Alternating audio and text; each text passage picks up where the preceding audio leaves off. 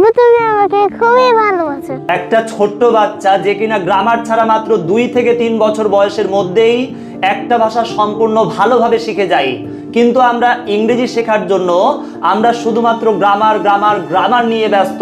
একটা বিষয় কি কেউ লক্ষ্য করেছেন? ওই যে ছোট্ট বাচ্চাটি, তার মা যখন তাকে ভাষা শিক্ষা দিত তখন কি তাকে আগে গ্রামার শেখানো হতো? অবশ্যই না। তাকে আগে বিভিন্ন শব্দগুলো শেখানো হতো। তার মা বাবুকে বলতো, বলো তো বাব্বা বলো তো, তখন বাবুটি বলতো বাব্বা।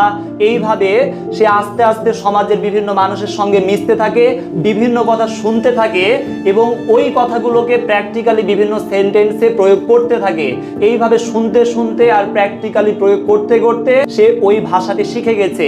ঠিক একইভাবে ইংরেজি ভাষা শিখতে গেলেও আপনাকে ইংরেজি বিভিন্ন শব্দ বাক্যগুলো শুনতে হবে এবং প্র্যাকটিক্যালি প্রয়োগ করতে হবে। এইভাবে শুনতে শুনতে আর প্র্যাকটিক্যালি প্রয়োগ করতে করতে আপনি ইংরেজি ভাষাটি শিখে যাবেন।